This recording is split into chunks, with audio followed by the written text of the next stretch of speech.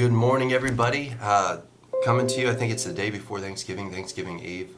Feeling a little under the weather, so if you hear me coughing or whatever, just ignore it. It's kind of funny how it's like 70 plus degrees here in San Diego and you can get sick, but it does happen.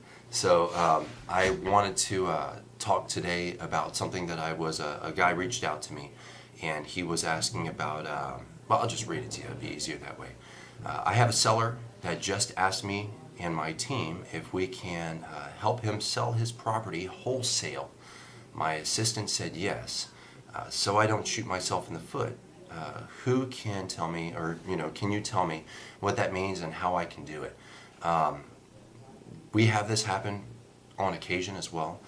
There's going to be, so you have to understand, depending on a situation, there's investors out there like myself who have sent a ton of direct mail or something else to a client, whether they're getting divorced or there's a death in the family, especially probates. I love probates. If there's, I don't know, tax issues, there's a lot of different things, different reasons why investors would target somebody, absentee owner, to send them direct mail in order to try to buy their house or their property at a wholesale price in order to either sell it on a wholesale, sell it off and just basically flip the paper to another investor who's going to renovate it. So what is wholesaling? Excuse me. At its core, wholesaling is you're basically putting a property under contract, less than what it's worth, and you're going to sell that contract or the home, depending on how you want to do it, to make a small portion of the profit.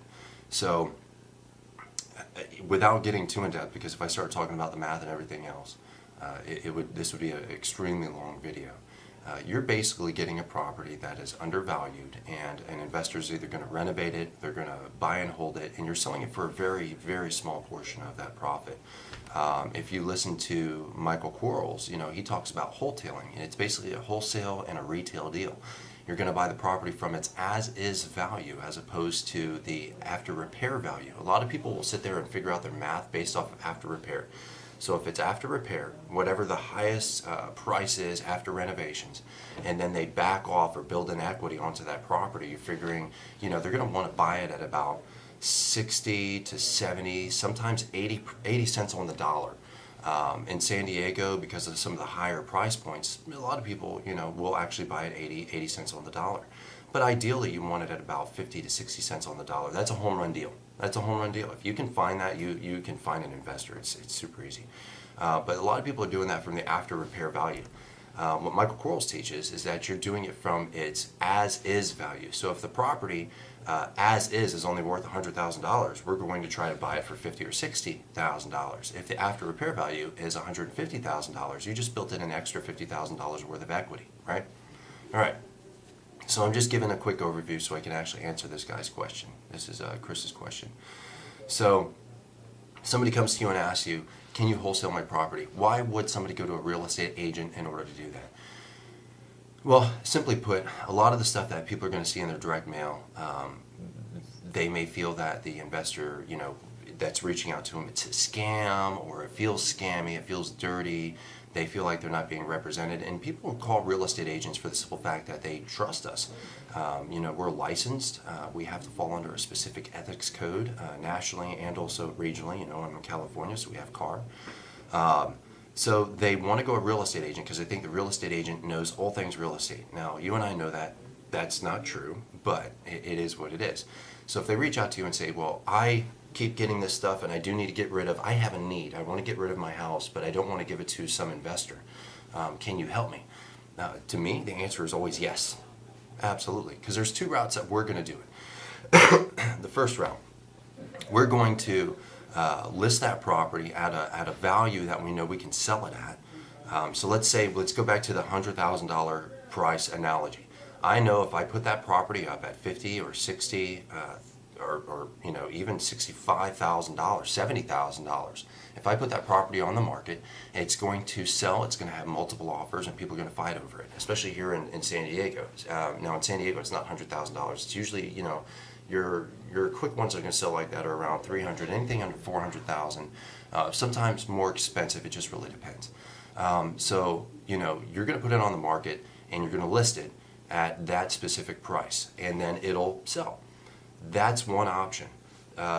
What I've seen is people become unethical. There was a house up the street. We took one of our investor clients over to see it. The agent, we actually came in really strong, and the agent said, "Oh, well, we're going into escrow." Well, it turns out they sold the property for about $25,000 less than we offered to one of her clients, and she ended up doubling in the deal. In my opinion, that is 100% unethical and dirty, but you know, that's what people do.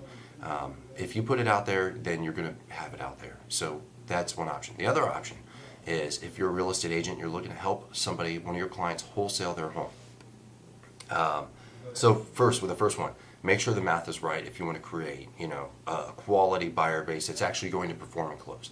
The second one, you can actually bring in one of your investors. If you don't have an investor and you're in San Diego, you can call me. You're more than welcome. I'll reach out to me on Facebook. I'll help you. Or you basically you want to bring in one of your investors, and you walk away from the commission. Just walk away from the commission. You can even do a fee agreement. Say, look, I'll bring in somebody to purchase the home. You pay me X number of dollars on the purchase, so that way, you know, it just is what it is. And you bring in an investor. Let the investor do what they do best. Investors are experts at what they're doing, as long as you're picking a good quality investor. The investor will come in and purchase the home, and then our investors that we work with will actually give us a turnkey listing on the back end. In this area, when a home is turnkey, it sells quickly, and you're going to get a lot more money for it. So that is what we typically do. Is we don't look to sell the home on the front end. And could we? Sure, we could.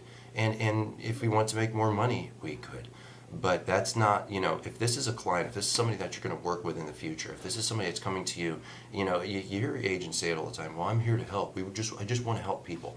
Then help them. You know, you're going to save them a lot more money. They're going to make a little more cash if they can actually offload that home to fit whatever need or challenge that they're having in their life. And then you're going to make your money on the back end with the investor once they make it turnkey. But anyway, so that more or less answers the question that Chris sent me, and I hope it helps somebody else. All right, have a good one.